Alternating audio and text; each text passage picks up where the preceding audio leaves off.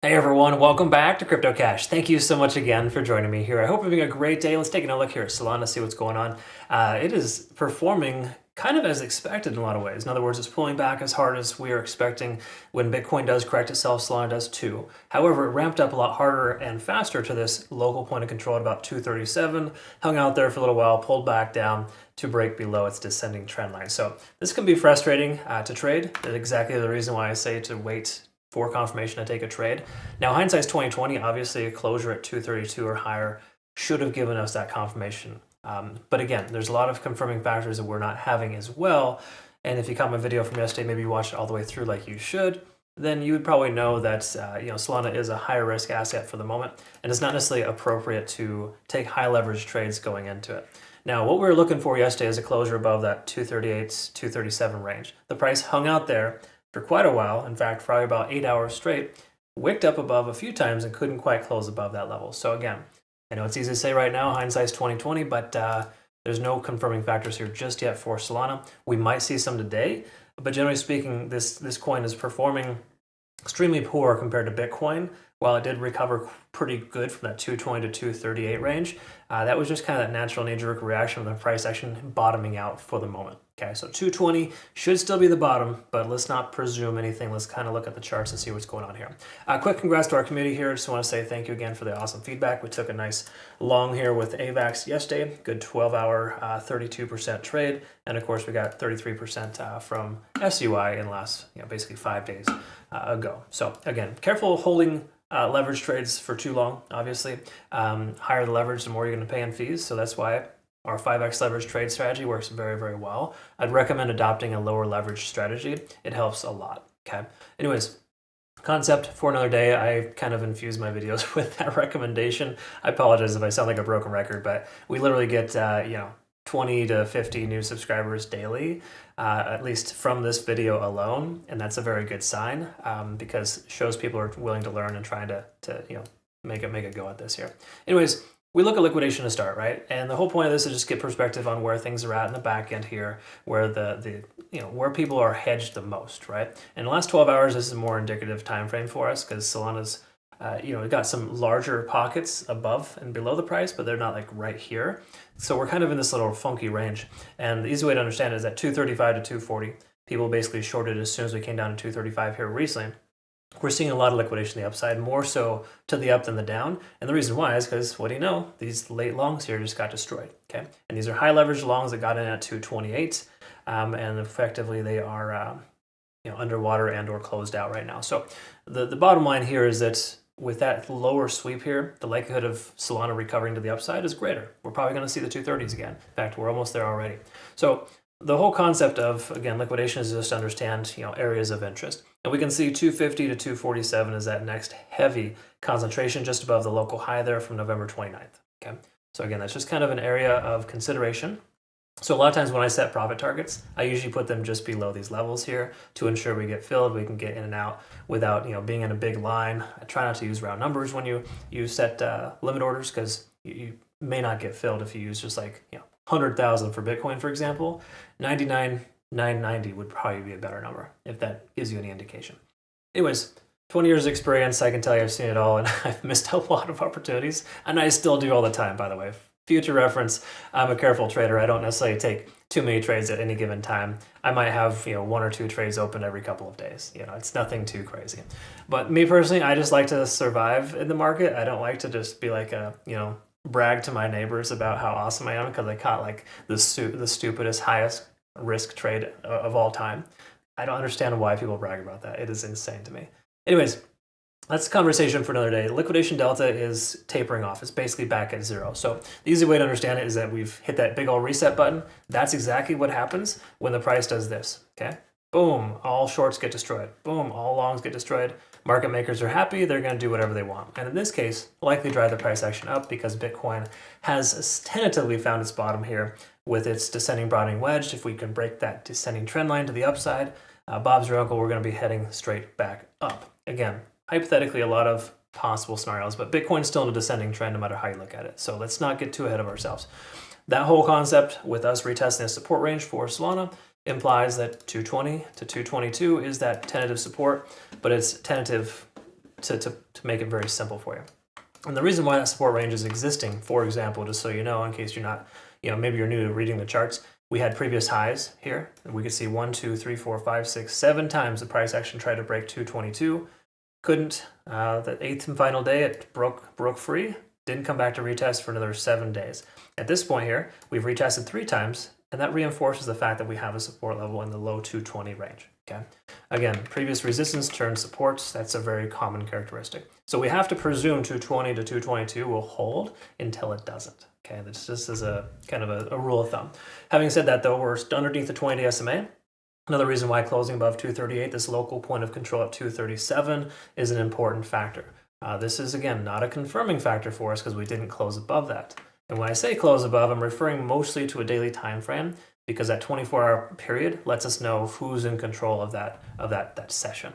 Right now, the bears are in control for the moment, whereas the bulls had some control yesterday. All right, that give and take, the natural ebbs and flows. We can see here at 50 on the RSI, kind of holding. Once more, we lose that level. We could see the price continue lower, but money flow index is increasing, folks. It basically implies more money's coming into Solana rather.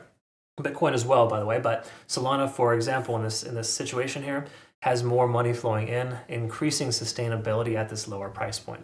So 220 to 230 is that rough estimate of a good support range. We can see stochastic is trying to swing up, but that doesn't tell us too much. I don't trust stochastic initial swings here, or even like low volume swings here. It doesn't make a ton of sense. I'll explain more about that later, but just take it with a grain of salt. Some people put stochastic RSI on like a really high pedestal, and it's just kind of like an early indication of a potential shift in momentum. But you got to recognize it's irrelevant if the overall trend is contradicting the actual shift in momentum, right? If you're in a bullish trend, you see a stochastic divergence, you don't just short into it. It makes no sense until you break specific areas of support. All right, so let's take a look here. 4-hour time frame, simple moving averages, we're below 3 out of 4. Generally unfavorable, right? Another reason why we want to be over 238 or higher to have any legs to stand on. And the main reason why is just because, again, there's a lot of resistance above us with volume. And furthermore, too, these moving averages are just kind of letting us know that we're still in a descending type of trend here. It doesn't take us, scientists to figure out that, hey, we're establishing lower highs and lower lows. And again, I drew this out from yesterday. While we peaked above and we're now down below, that kind of invalidates that trend. But what doesn't invalidate anything is that we're still under the 50 and the 20. Those are the ones you want to kind of focus on the 4-hour. We're also under 50 on the RSI here. Had we closed above or maintained above, that would be a cause for a consideration for long. So just say we stayed at like 235 or 230, somewhere in that little range there above the cloud that we talked about yesterday, that would be a good indication for long. Right now, there's too many confirming factors that the price action wants to pull back further. Now again, Bitcoin, a lot of this hinges on how Bitcoin behaves, because if Bitcoin can continue to rally here, so to speak, or bounce back, then I think Solana will do the same thing. But if you look at this correlation, Solana and Bitcoin are both performing quite similarly, right? We got this same little continuation of the upside followed by a sell-off. A lot of coins are doing that right now, folks, but if you do take a look here, you can see that Solana is pulled back a lot harder than Bitcoin did, and that's not necessarily a great sign. But it does reinforce that support at 220, 225. Okay, cool. All right, so again, I guess the easy way to understand it is if Bitcoin doesn't lose its support at 94.7, then I think Solana will hold its support at 220, 222. Okay. Again, I'm kind of throwing a lot of stuff at you. I get it, but the whole concept is to kind of give you, some education on how to interpret this yourself. And these are all little things that really just helped me over the years. In the last 20 years of trading, things started to make a lot more sense when I used less time frames and I used more important, just normal indicators rather. Some people get too crazy with all these, hidden bearish, bullish divergence crap, and like they have triangles and squares and all sorts of things telling them. It's basically overanalyzing the charts, really. Granted, I look at the charts a lot more different than the average person. It's not to say it's right or wrong. Everyone has their own strategy, and if it works, it works. But this is something that works fairly well for me, and I can tell you cryptocurrency, the only thing that people are missing is that they seem to think that it's a get-rich-quick scheme, and they seem to think that high leverage is the key to success. Best traders are going to be using extremely low leverage. Some might use 10 to 20x. I only use 10x for Bitcoin personally, but 5x for everything else. And I tell you, it's a game changer if you can adopt that philosophy.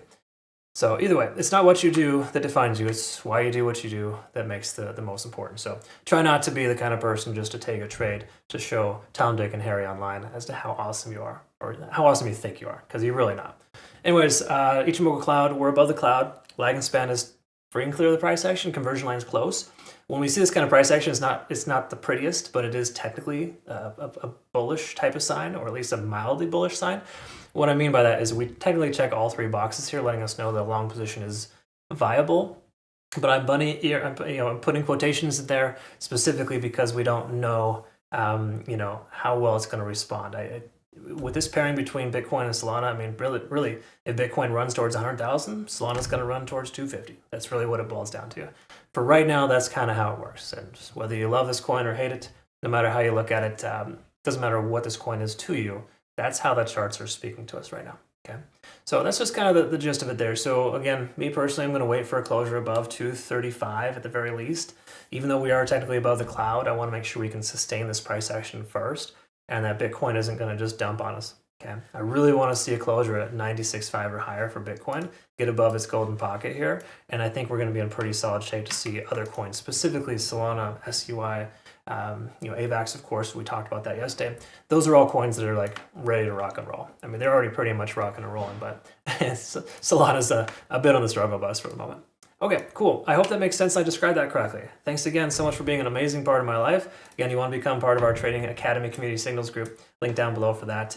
It's not an exact science, folks. I only average 75 to 80% for my trades, but if you use, proper risk management, it's a fairly profitable situation.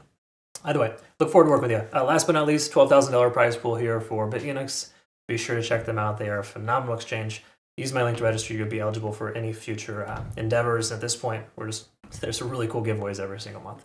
I also going to post a playout chart here on our Twitter, Telegram, Discord. That's for anyone who's new to the channel. And again, just a quick thank you. We saw a decent chunk yesterday, about 17 new subscribers coming on from our Solana video alone. So that's cool.